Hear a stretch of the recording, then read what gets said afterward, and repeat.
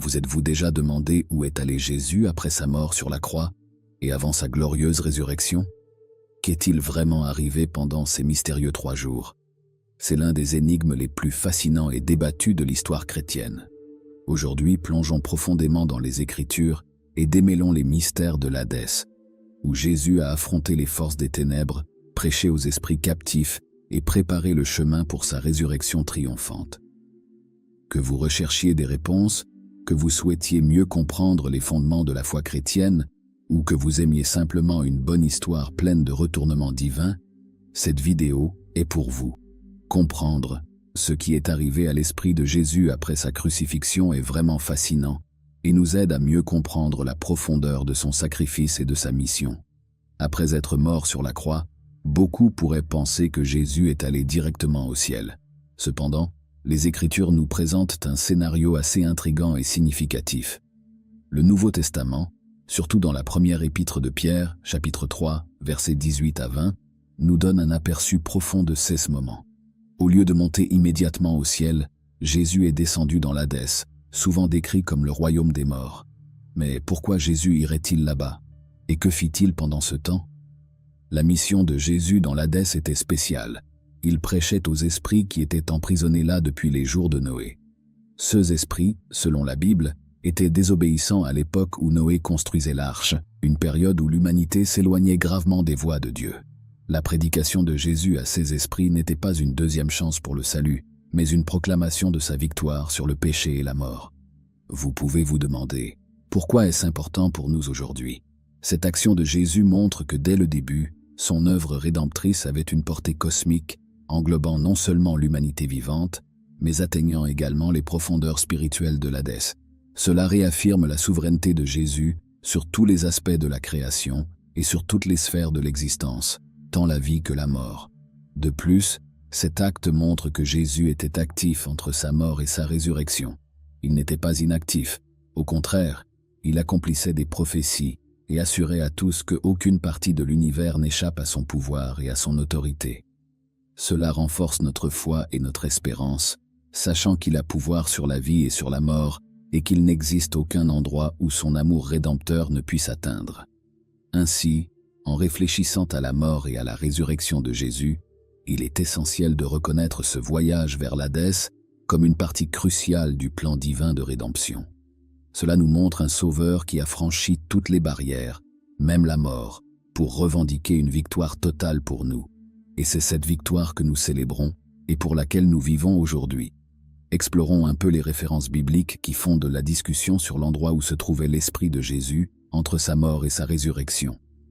Le texte central pour cette discussion se trouve dans la première épître de Pierre, chapitre 3, versets 18 à 20 et 1. Il est important de comprendre ce passage, car il est considéré par de nombreux chercheurs comme l'un des plus complexes et fascinants du Nouveau Testament. Le passage commence en affirmant « Car aussi le Christ est mort une fois pour les péchés, lui juste pour des injustes, afin de nous amener à Dieu, ayant été mis à mort dans la chair, mais vivifié dans l'esprit. » Ce verset établit le sacrifice du Christ, mettant en évidence la substitution, le juste pour l'injuste. La phrase « vivifié dans l'esprit » suggère qu'après sa mort physique, Jésus était actif sous une forme spirituelle. Ensuite, vient une partie qui dit « C'est en lui aussi qu'il est allé prêcher aux esprits en prison, qui autrefois avaient été désobéissants, lorsque la patience de Dieu attendait au jour de Noé, pendant la construction de l'arche. » C'est la section qui suscite le plus de débats. Jésus, dans l'esprit, est allé prêcher aux esprits en prison. Ces esprits sont généralement interprétés comme ceux qui ont été désobéissants à l'époque de Noé, avant le déluge. La complexité surgit lorsqu'on interprète ce que signifie prêcher à ces esprits. Certains théologiens voient cela comme une proclamation de la victoire de Jésus sur le péché et la mort. D'autres suggèrent que c'était une offre de rédemption, bien que cette dernière interprétation soit moins acceptée, étant donné la théologie générale selon laquelle l'opportunité du salut se produit pendant la vie terrestre. Le texte lie également l'histoire du déluge à une typologie baptismale, en disant « C'est ce qui est préfiguré par le baptême, qui maintenant vous sauve, non pas par l'enlèvement de la saleté du corps, mais par une demande faite à Dieu d'une bonne conscience, grâce à la résurrection de Jésus-Christ. » Ici, Pierre utilise le déluge comme une préfiguration du baptême, qui sauve désormais les chrétiens non pas par une purification physique, mais comme une déclaration de foi, purifiant la conscience à travers la résurrection de Jésus. Comprendre ces versets nécessite une appréciation de la riche tapisserie théologique qui les entoure. Ils invitent le lecteur à réfléchir sur la nature du sacrifice, de la rédemption et de l'autorité du Christ, ainsi que sur la signification et le but du baptême. Ils nous invitent à réfléchir profondément sur les actions et le pouvoir de Jésus-Christ après sa mort physique, renforçant ainsi sa pertinence et son impact jusqu'à aujourd'hui. La discussion de ces versets n'est pas seulement un exercice académique, mais un moyen d'approfondir notre compréhension de l'œuvre complète de Jésus et de son impact continu dans la vie des croyants. En explorant le but de la prédication de Jésus dans l'Hadès, nous abordons un aspect fondamental de sa mission rédemptrice. Comprendre pourquoi Jésus, après sa mort physique, est descendu dans l'Hadès et quel était le but de cette action extraordinaire est donc crucial. Tout d'abord, il est crucial de reconnaître que la mort de Jésus sur la croix a été l'acte définitif de la justice divine, où le juste, Jésus, a souffert pour les injustes, nous les êtres humains, dans le but de restaurer la relation brisée entre l'humanité et Dieu. Ce sacrifice a ouvert la voie à la réconciliation et à la restauration, mais l'œuvre de Jésus n'a pas pris fin avec sa mort. Après avoir rendu son esprit, Jésus n'est pas resté inactif. Il est allé dans l'Hadès, décrit bibliquement comme le lieu des morts. Il est important de préciser que sa descente dans l'Hadès n'était pas pour souffrir, mais pour proclamer. Mais que proclamait exactement Jésus? Le but de Jésus en prêchant dans l'Hadès était de déclarer sa victoire sur le péché et la mort. Cette prédication n'était pas une offre de salut aux esprits captifs, qui étaient désobéissants depuis les jours de Noé et avaient déjà fait face au jugement divin, mais une proclamation triomphante selon laquelle il avait vaincu les forces qui maintiennent l'humanité captive, le péché et la mort. Le message de Jésus était une déclaration que son sacrifice sur la croix était suffisant et efficace pour vaincre les plus grands ennemis de l'humanité. Cet acte de proclamation dans l'Hadès met en avant la souveraineté et l'autorité de Jésus sur toutes les sphères de l'existence. Il démontre qu'aucun domaine, même pas le royaume des morts, n'échappe au pouvoir salvateur et à l'autorité du Christ. Jésus, par sa mort et sa résurrection, a établi un jalon définitif selon lequel la mort est vaincue et que l'espoir de la résurrection est réel et accessible à tous ceux qui croient en lui. Ainsi, lorsque nous parlons de la prédication de Jésus dans l'Hadès, nous parlons de la confirmation du triomphe de l'Évangile et de la nouvelle vie qu'il offre. Ce n'est pas un message d'une deuxième chance pour ceux qui sont déjà passés, mais une célébration de la justice et de la miséricorde de Dieu, qui a envoyé son Fils pour vaincre définitivement le péché et la mort, garantissant à tous ceux qui sont en Christ une espérance vivante à travers sa résurrection. Comprendre cet aspect de la théologie chrétienne nous aide à apprécier encore plus la profondeur et la portée de la rédemption que Jésus nous offre, mettant en lumière la magnitude de sa victoire et la puissance de son amour rédempteur. Explorons maintenant l'identité des esprits auxquels Jésus a prêché dans l'Hadès, comme mentionné dans la première épître de Pierre, chapitre 3, versets 19 et 20. Ce sujet est fondamental pour comprendre l'ampleur et la nature de la proclamation de Jésus après sa mort. Le passage biblique spécifie que ces esprits étaient ceux qui autrefois avaient été désobéissants, lorsque la patience de Dieu attendait au jour de Noé, pendant la construction de l'arche. Cela nous donne un indice crucial sur qui étaient ces esprits. Ils étaient des êtres humains qui ont vécu à l'époque de Noé et ont choisi de ne pas obéir à Dieu, malgré les avertissements et l'opportunité de se repentir alors que Noé construisait l'arche. Cette désobéissance n'était pas anodine. C'était un acte qui a abouti au jugement de Dieu sous la forme du déluge, une mesure radicale pour purifier la terre de la méchanceté prévalente à cette époque. La référence à ces esprits dans le contexte de l'Hadès montre qu'il y avait des conséquences éternelles pour leur désobéissance. En prêchant à ces esprits, Jésus déclarait la victoire sur le péché et le jugement qu'il représentait. D'autre part, une interprétation alternative émerge d'autres passages bibliques, suggérant que ces esprits en prison pourraient également être des entités démoniaques. En particulier, ces anges ayant commis des transgressions graves avant le déluge, mentionné dans la Genèse chapitre 6, versets 1 à 4, où les fils de Dieu prennent pour épouses les filles des hommes.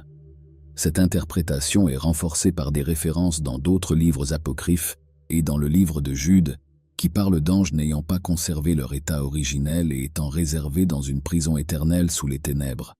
Cette notion d'esprits démoniaques emprisonnés pour leur transgression offre une dimension supplémentaire à l'autorité et au pouvoir de Jésus. Il proclame non seulement sa victoire aux humains désobéissants, mais aussi aux forces spirituelles rebelles, renforçant ainsi sa suprématie sur toute la création, visible et invisible. Comprendre qui étaient ces esprits nous aide à saisir la magnitude du pouvoir de Jésus. Ce ne fut pas seulement une victoire sur le péché humain, mais aussi sur toute rébellion spirituelle contre Dieu. Cela met en lumière la croyance que Jésus est le Seigneur de tout et de tous, avec une autorité suprême aussi bien sur la vie que sur la mort, et sur toutes les forces spirituelles. Ainsi, en réfléchissant à l'identité de ces esprits, nous obtenons une image plus complète de l'œuvre rédemptrice de Jésus. Il a non seulement réconcilié l'humanité avec Dieu par son sacrifice, mais il a également affirmé sa victoire sur toutes les formes de rébellion et de mal, réaffirmant ainsi sa position en tant que médiateur ultime et roi suprême. Pour comprendre la poursuite du ministère de Jésus après sa mort, il est essentiel de reconnaître une vérité fondamentale de la foi chrétienne. La mort de Jésus sur la croix n'a pas été la fin de son œuvre, mais un point crucial de son ministère rédempteur. Explorons comment Jésus est resté actif et conscient après sa mort physique, une phase souvent moins discutée mais de grande importance théologique. Lorsque Jésus est mort sur la croix, son corps a été effectivement mis à mort et enterré dans un tombeau. Cependant, les Écritures révèlent que son esprit n'est pas resté inactif. Selon le passage biblique, Jésus a été vivifié dans l'esprit, ce qui indique que, bien que son corps soit mort, son esprit était pleinement vivant et actif. Cette vivification dans l'esprit lui a permis d'accomplir des actions significatives entre sa mort et sa résurrection. Un des aspects les plus intrigants de cette période est la prédication de Jésus dans l'Hadès. Comme mentionné précédemment, il a proclamé sa victoire aux esprits emprisonnés qui étaient désobéissants au jour de Noé. Cela montre que même après sa mort physique, Jésus a continué à exercer son autorité et à accomplir sa mission de rédemption, atteignant même les profondeurs du royaume des morts. Cette activité dans l'Hadès met en lumière quelques vérités importantes sur le caractère et le pouvoir de Jésus. Tout d'abord, elle montre que la mort n'avait aucun pouvoir sur lui au-delà du physique. Alors que l'humanité voit la mort comme la fin ultime, pour Jésus, c'était simplement une transition vers une nouvelle phase de son ministère. Il était consciemment actif, capable de communiquer et de proclamer des vérités spirituelles profondes, ce qui souligne sa divinité et sa suprématie sur la vie et la mort. De plus, cela renforce l'idée que le plan de salut de Dieu est complet et multifacette. Jésus ne se contentait pas de sauver les vivants ou d'offrir la rédemption à une génération spécifique. Son œuvre traverse le temps et l'espace, atteignant toutes les générations et dimensions, y compris ceux qui étaient déjà morts. Ainsi, la continuation du ministère de Jésus après sa mort prépare le terrain pour sa résurrection. En ressuscitant des morts, Jésus confirme non seulement sa divinité et son pouvoir, mais montre aussi que la mort n'est qu'un passage vers une nouvelle forme de vie éternelle. Cette période dans l'Hadès sert de preuve définitive qu'aucun endroit, même pas le royaume des morts, n'échappe au pouvoir salvateur du Christ. Par conséquent, en réfléchissant à la continuation du ministère de Jésus après sa mort, nous voyons un sauveur activement engagé à vaincre toutes les barrières, y compris la plus grande de toutes, la mort. Cela nous donne une espérance incroyable et une raison de célébrer la victoire que nous avons en Christ, qui est puissant dans toutes les circonstances et dans toutes les dimensions de l'existence. La résurrection de Jésus-Christ est l'un des piliers centraux de la foi chrétienne et un événement profondément significatif qui démontre le pouvoir divin et la victoire finale sur la mort. Explorons ce concept pour comprendre comment la résurrection de Jésus non seulement a défini l'histoire humaine, mais offre aussi un message d'espérance éternelle pour nous tous. 3 jours après sa mort sur la croix, un événement extraordinaire s'est produit. Le corps et l'esprit de Jésus se sont réunis et il est ressuscité des morts. Ce moment n'a pas seulement été un revirement dans le cours des événements, mais une démonstration puissante qui a établi Jésus comme le premier à vaincre la mort de manière définitive. Contrairement à d'autres figures bibliques qui ont été ressuscitées seulement pour mourir à nouveau, Jésus est ressuscité pour ne plus jamais mourir, inaugurant une nouvelle forme d'existence éternelle.